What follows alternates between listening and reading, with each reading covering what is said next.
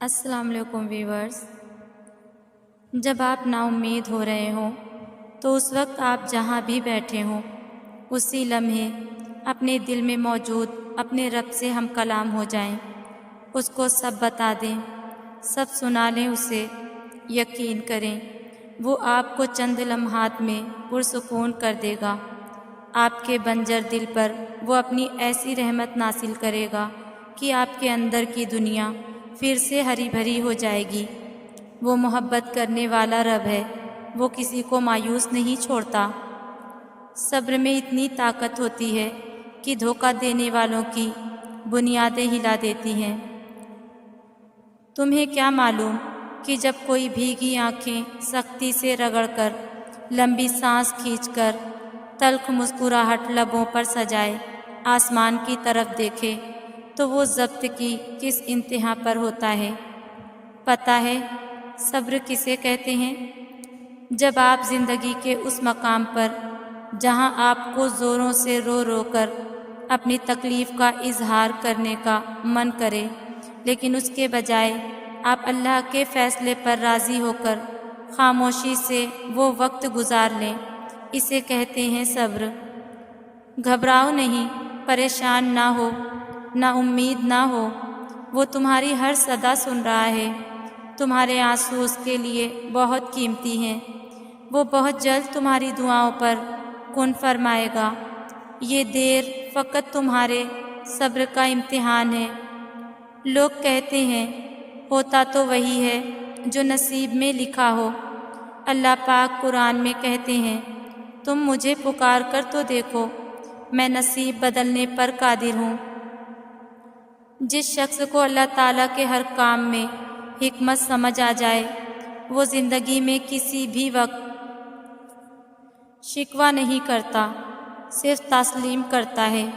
مصیبت کا مقابلہ صبر سے اور نعمتوں کی حفاظت شکر سے کرتا ہے۔ صبر کیا ہے؟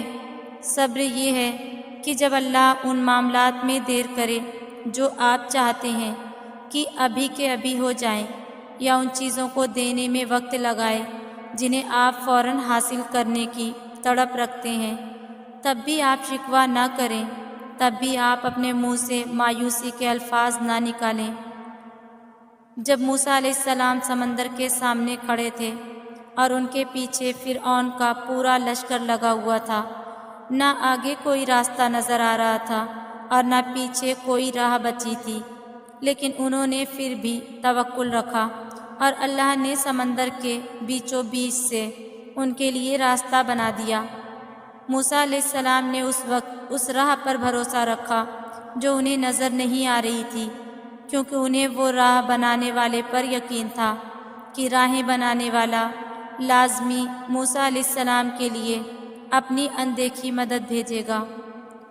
جب آپ نماز میں کہتے ہیں نا، تو آپ دو باتوں کا اعتراف کرتے ہیں اللہ سے۔ پہلی، ہم تیری ہی عبادت کرتے ہیں۔ عبادت کیا ہے؟ اطاعت اور فرما برداری، اور یہ اطاعت اور فرما برداری صرف سجدوں تک محدود نہیں ہے کہ سجدہ کر لیا تو مطلب آپ فرما بردار ہیں، بلکہ اس کا مطلب تو یہ ہے کہ ہم نے نہ تو دیر ہونے پر شکایت کرنی ہے اور نہ ہی اللہ کے کسی فیصلے پر اعتراض کرنا ہے۔ وہ جو کہہ دے اس پہ بس آمین کہنا ہے۔ پتہ ہے صبر کی انتہا کیا ہے؟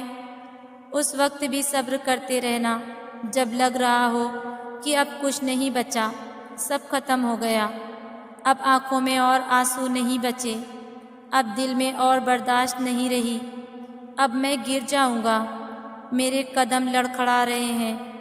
ہم صبر کو آسان سمجھتے ہیں، صبر ہرگز آسان نہیں، یہ بہت بڑی قربانی ہے، اسی لیے صبر اللہ کو سب سے زیادہ پسند ہے۔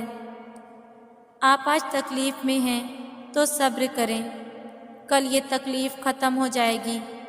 کچھ بھی ہمیشہ کے لیے نہیں ہوتا، تنگی کے یہ دن بھی گزر جائیں گے، لیکن رب پر یقین وہ ہے جو آپ نے ہمیشہ پختہ رکھنا ہے، اس یقین کے تسلسل کو ٹوٹنے نہیں دینا۔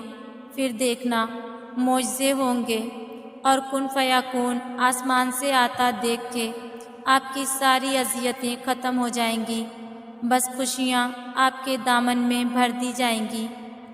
صرف اللہ ہی ہے جو دلوں کا بوجھ اتار سکتا ہے، دل کو سکون عطا کر سکتا ہے۔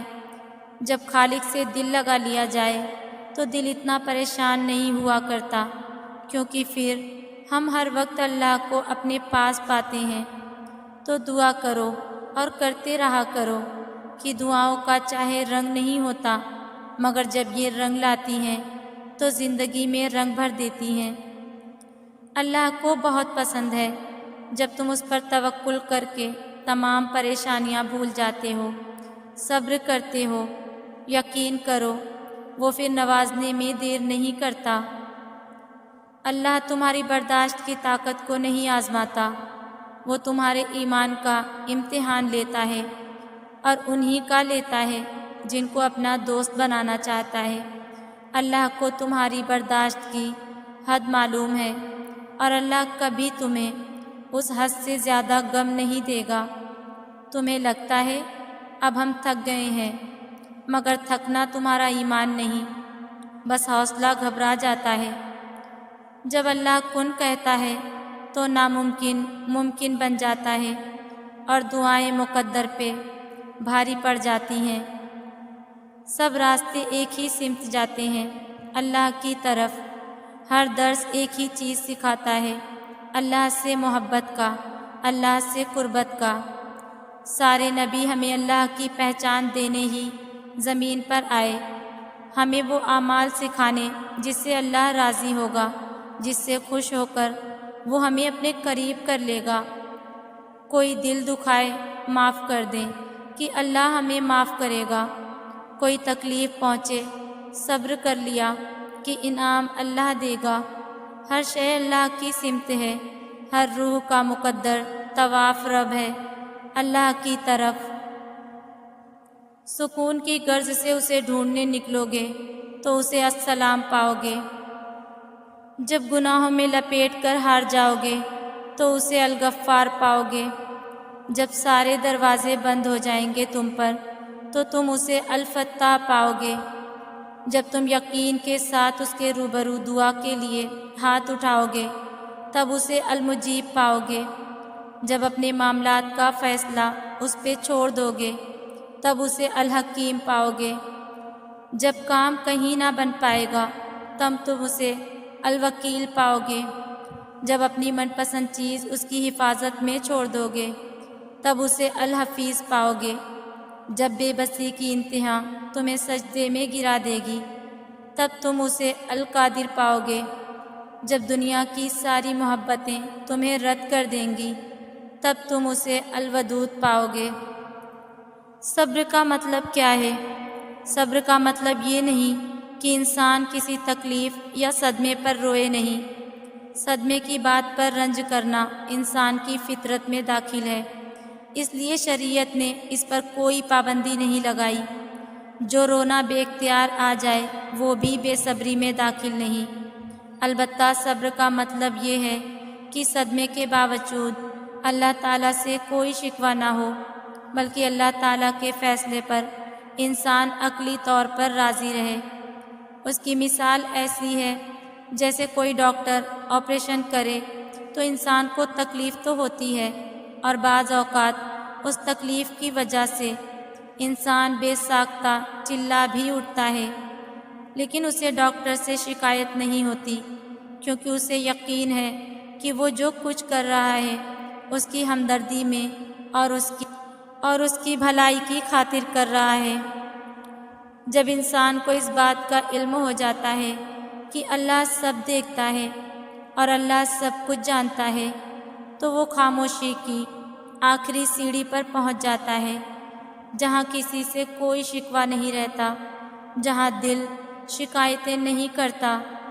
تڑپتا تو بہت ہے مگر آہیں نہیں بھرتا، کیونکہ یہ وہ مقام ہوتا ہے جہاں ساری باتیں اور ساری چیزیں اللہ کے سپرد کر دی جاتی ہیں، کیونکہ اس لمحے کی تکلیف اور اذیت اللہ کے سوا کوئی نہیں جان سکتا، اور لوگوں سے تو ویسے بھی کوئی توقع نہیں رکھنی چاہیے۔